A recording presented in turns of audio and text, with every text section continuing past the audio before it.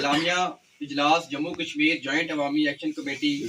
23 دسمبر 2024 بمقام Chakswari. Number 1، Jammu Kashmir joint عوامی action committee آج تک کی تمام تر حاصلات پر اللہ تعالیٰ کا شکر ادا کرتی ہے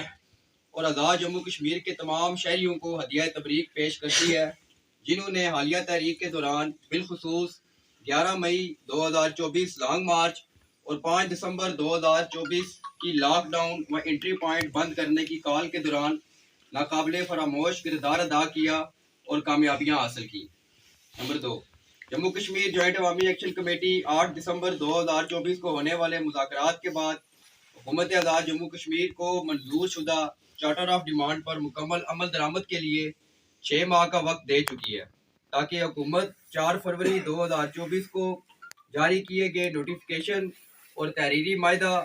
پر مکمل طور پر عمل درآمد کرے اور چارٹر آف ڈیمانڈ کو یکسو کرے۔ نمبر 3،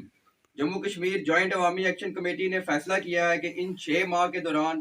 عوام کو مزید منظم کرنے کے لیے عوامی ایکشن کمیٹیز کو وارڈ لیول تک منظم کیا جائے گا۔ جن وارڈز یونین کونسلز میں عوامی ایکشن کمیٹیاں تشکیل پا جائیں گی وہاں ان کمیٹیوں کی تقریب حلف وفاداری منعقد ہوگی۔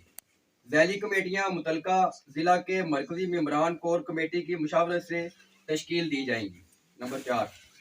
جموں کشمیر جوائنٹ عوامی ایکشن کمیٹی کی کور کمیٹی کے ممبران اس بات کے پابند ہوں گے کہ وہ جموں کشمیر جوائنٹ عوامی ایکشن کمیٹی سے ہٹ کر اعلان کردہ کسی جماعت تنظیم کے پروگرام میں بطور ممبر جموں کشمیر جوائنٹ عوامی ایکشن کمیٹی شریک نہیں ہوں گے۔ خلاف ورزی کرنے والا کور کمیٹی ممبر ایسے پروگرام کے خلاف ہونے والی کسی کارروائی یا کسی منفی سرگرمی کی صورت میں ذاتی طور پر ذمہ دار ہوگا۔ جموں کشمیر جوائنٹ عوامی ایکشن کمیٹی کے ممبران بطور کمیٹی ممبر صرف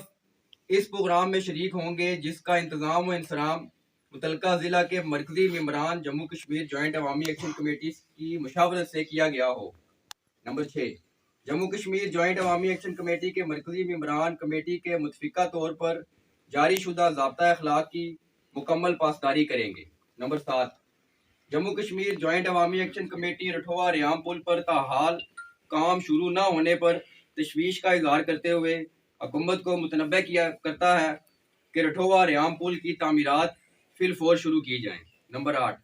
جموں کشمیر جوائنٹ عوامی ایکشن کمیٹی حکومت کو متنبہ کرتی ہے کہ خطہ میں لوڈ شیڈنگ کم وولٹیج کے مسئلہ کو فوری حل کیا جائے، نیز پراپرٹی ٹرانسفر ٹیکس پہ فی الفور عمل درآمد شروع کروایا جائے، وگرنہ جموں کشمیر جوائنٹ عوامی ایکشن کمیٹی راست اقدام اٹھانے پر مجبور ہوگی۔ نمبر 9،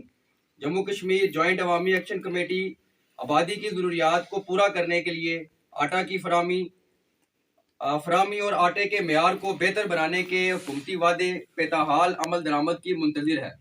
حکمرانوں کو متنبہ کیا جاتا ہے کہ وہ اپنے وعدوں پر عمل درآمد یقینی بنائیں، بصورت دیگر حالات کی ذمہ داری حکمرانوں پہ ہوگی۔ نمبر 10، جموں کشمیر جوائنٹ عوامی ایکشن کمیٹی